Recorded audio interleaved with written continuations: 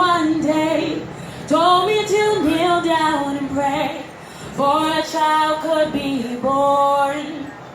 It's funny how I was pro-life before this. Missing periods became less run on sentence, more death sentence lingering in the palm of my hands. The fear of cradling my own reflection when I still haven't learned to look myself in the mirror. How to create life when still losing my own. All the ways to kill the unborn racing through mine like scattered thoughts of an old boyfriend mentioning children and our non-existent future. An emptiness I wish could forever fill my womb, but I grinned at him like I'm supposed to. Disguising my ambivalence from maternal instinct, motherhood never settled well with me. Sometimes I fear and never will hips inherited from my mother, never supporting the same weight of sacrifice, back bending and bloodshed, daring to dishonor with defiled hands a slaughtered fetus, a measly sum placed upon the head of the priceless, perhaps losing the most precious part of myself. How do I make a clump of cells feel less like phantom limbs? How do I convince myself that I love you? Mean saving another soul from myself, this swollen heart, dropping in the pit of my belly, beating frantically fast in the rhythm of a pulse I will never allow to be an unborn legacy of uncertainty. Yet half of me sees strength, more than I ever knew I could possess.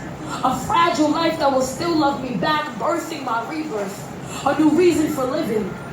Like when my niece called me mommy, and I didn't know whether to share her warm embrace or wash out her mouth like profanity, face pressed against sink, awaiting the result.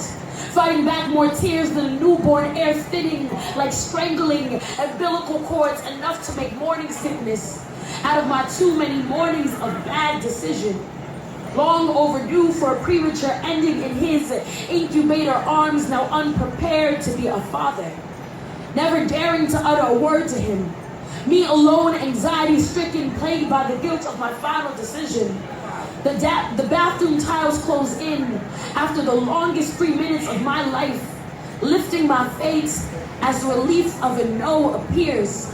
First response is negative sign breaking the stillness.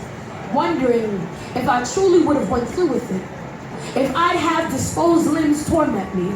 Nails scratching my womb, unable to scrape away a faded memory. Haunted by a ghost hating me.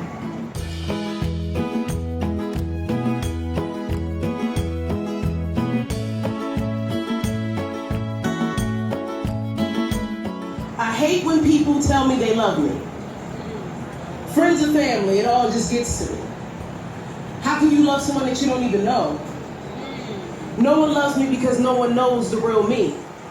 They think I am what they say, but in reality, I am what I see. This overachiever and quote-unquote leader is just a liar and deceiver who showed you this reflection of perfection, but deep within my mirror lies a person of deception. I guess being fake is sort of like my profession because I do it so well that no one can tell because no one knows the real me. Why should they? Are they working? No. Are they ready? Ready to see the truth? Because the real me is a beast and I'm not quite ready to let him loose. I fear that if they meet the beast, their love for me will vanish. I mean, they let me hold their hearts from them and be wrong to give it back damage. But honestly, the real me isn't that bad at all. There is a right side to this long list of wrong. Yes, I'm emotional. Yes, I'm gullible. And yes, I am weak, especially when it comes to those who think they love me. See, my true emotions are filled with passion that wish to break free, but my interior is cotton soft and I don't want people to see. So I showed myself with iron too thick to get through, and you start to love the person that I show you, who's firm but fair, nonchalant but really cares, because I promise to have your back when not a soul was there. And I know my actions may lead you into a state of confusion, because the canvas on which I paint myself is merely an illusion that is so terrible and beautiful and controversial to the naked eye, but only those who can see the real picture are those who are considered blind, because there is nothing to see. Nothing at all is me. And no one knows the real me because I don't even know the real me. Shield myself so many times that I can't even break myself free. And when I want to unleash my beast, I find that I've lost my own key. So not only have I been lying to you, I've also been deceiving me. And that light that you see is really just a spark. So when you say that you love me, it's like daggers in my heart. Because you love an empty soul in the heart that isn't there, and a body that is cold, controlled by a mind too dumb to care about the emotions that you gave me, which was said to be true. So when you say you love me, I reflect the meaningless I love you too.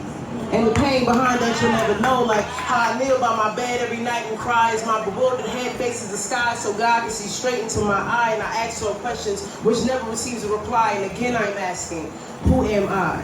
Thank you.